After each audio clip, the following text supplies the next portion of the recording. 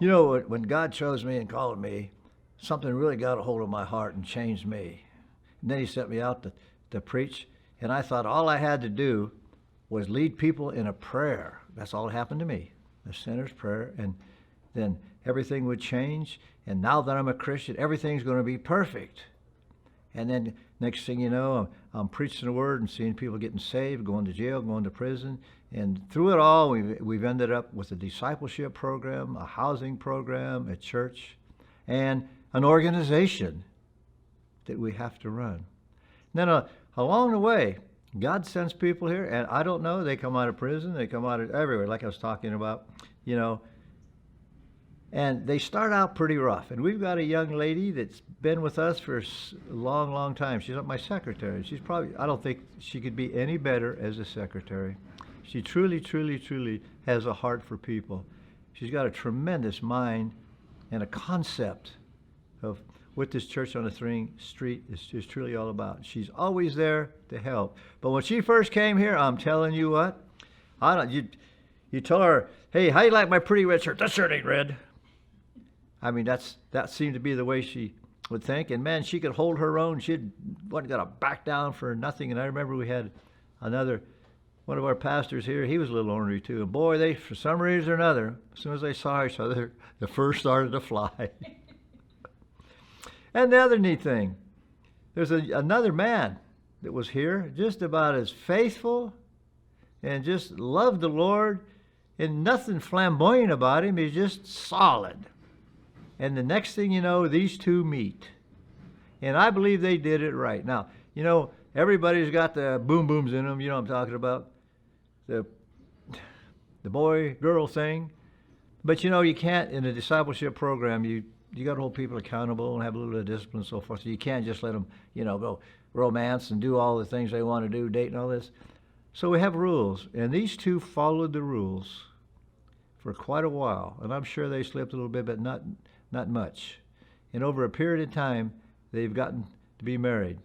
Now, Terri, which is my secretary, I'm going to introduce in a minute, man, she's flamboyant. She's bouncing all over the place. And he's so solid that she can just look at him and just see that smile on his face, the solidness, giving her what she needs, the manliness, the confidence to know that he's there for her.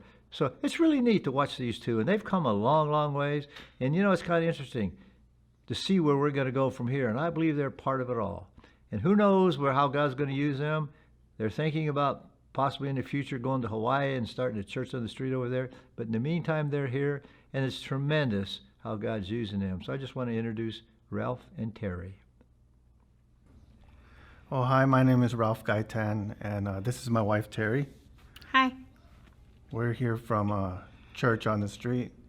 I am a minister to men, a director of Friday Fun Night. Media, movie night, and many nights. Sorry. Okay. I'm his wife, Terri. Mm-hmm. Like Pastor Walt mentioned, I'm his secretary. And we're really honored and privileged to be such a large part of Church on the Street. Ralph gets along with a lot of the guys. He's, like Pastor Walt said, he's solid, so he is very approachable to the men and has spent many, many years just building relationships with these men that come in and are so, what would you call them, babe, when they first come in? Hungry. Mm-hmm. Hungry for the Lord and needing to be led and just, you know, knowing that somebody cares for them. Yeah. They come in, everyone comes in pretty rough around the edges. Mm-hmm.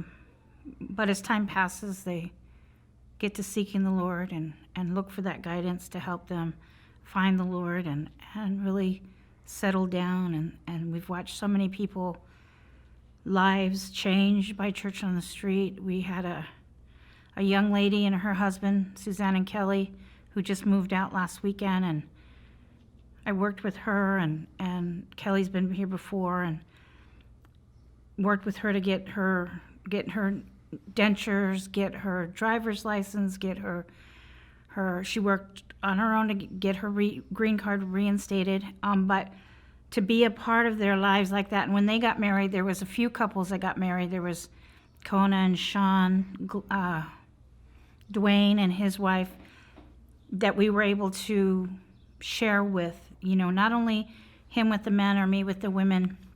I was the director over the women for a bit there. But to be involved in these couples' lives also that seek the Lord and do it the right way. You want to tell them about our mentors? Dennis and Lynn? Mm-hmm. Yes, we had good mentors, Dennis and Lynn Smith. Lynn passed, God bless her soul, and they were really good teachers, caring and straightforward, and they strengthened our marriage. They even helped us go through a marriage class to become marriage counselors, which helped out a lot, especially in our marriage. Mm-hmm. Anything else?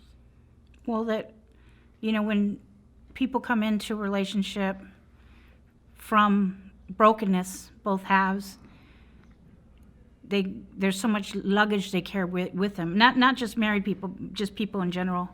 So much luggage that we carry with us that it's so important to let that go and give that to God. And I'm blessed. My husband's raised with 18 brothers, sisters, halves, that got him to be as solid as he is.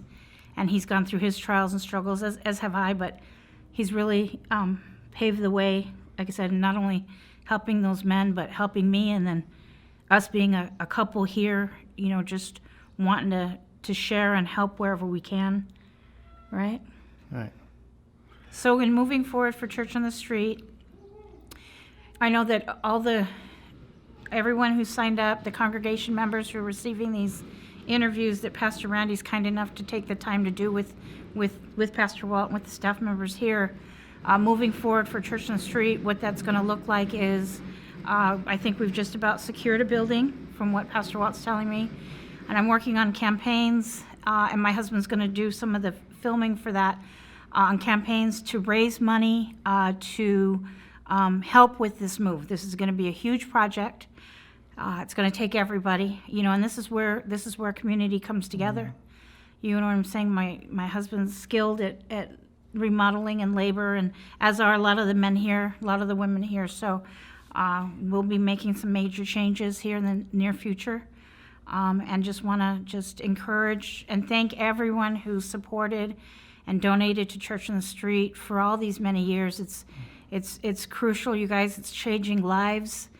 Like I mentioned the couple before, and just my husband has 2 guys under him right now, right? Right. Dustin and Jason, that are really coming along and really digging in to what this move looks like and how we're going to keep, when we move to a new facility, how we're going to keep live streaming to you guys on Facebook and our website, so you can keep seeing what you guys are pouring into, just the lives that are changed and what that looks like. You want to tell them a little bit about Hawaii? Hawaii. Yeah, real quick, I came in with a vision, and my vision was that I would be directing people, bands, and just ministering to people of all ages and all kinds of races, and older and young. It turned out that I'm already doing that now. I ended up coming here to Church on the Street, and I'm director of Friday Fun Nights, and we invite people, churches from all over the place, from out of state, and it's just always exciting because every time somebody new comes over, even the same people that come over, it's always something new. What else? And that's what we're doing. We're hosting a concert on the 2nd, I believe it is, Friday, April 2nd, we'll get the word out to everyone. And so it's just a chance for the entire campus here to get together, come together, and usher in the Holy Spirit and share. We've had an actor that's part of Christian movies come here twice and share his movie. And And sing famous singing groups. King and Country. And you remembered. Yeah. Yeah. And one of the things that I just really want to expound on is, is the people coming in. That's me. And I'm so grateful that I get to see them coming in, broken, and then leaving. When they leave whole, complete, more complete, and that I know that they know the Lord. We just had Stephen pass away, and I'm grateful because I know that he knew the Lord, that he accepted, got into his heart, and he just passed away from cancer, and that brings joy, and a lot of meaning to me. So to see them just turn around and to walk in joy and to walk in life, that is just an amazing thing to experience. It really is. One of his friends got a hold of us this morning, got a hold of Pastor Walt, and Pastor Walt's called him back. We'll be holding memorial service, and we've done a lot of memorial services over the years, and to know, like my husband said, to know that people know the Lord, that they, you've had a hand in speaking a kind word or helping. I am the director of the homeless court here in Maricopa, and have helped Church in the Street get rid of hundreds of thousands of dollars of fines, to help that person get their driver's license and be back out there with their essentials, their IDs and their driver's license and social security cards. And so we had a staff meeting this morning. I was able to mention that Church in the Street's grown so much over the last 10 years, and we're about to make another change, and can't thank each and every one of you enough for thinking about us and considering us in those donations and contributions. If you could spend a day here just to talk to the people that are touched and whose lives have been changed because of you, please know that it touches our heart, and we hope that we can, do right by the Lord and make this move happen and continue to help people. Yeah. But I do want to say that I am so grateful to God for my wife. I mean, the things that I was missing up here, she taught me a lot of things, and I'm sure it goes the other way around. Yeah, him with his, like I said, 18 brothers and sisters and halves and 20 aunts and 50 uncles. He's been through a lot in life, and he's bringing that into my life, getting what Pastor Walt calls helping me get tempered or be tempered through the Lord. So call us if you have any questions. Yeah. Call the office. Is there something we can do to help or talk about, or find someone to help you talk about anything you might be contending with? Just give us a call.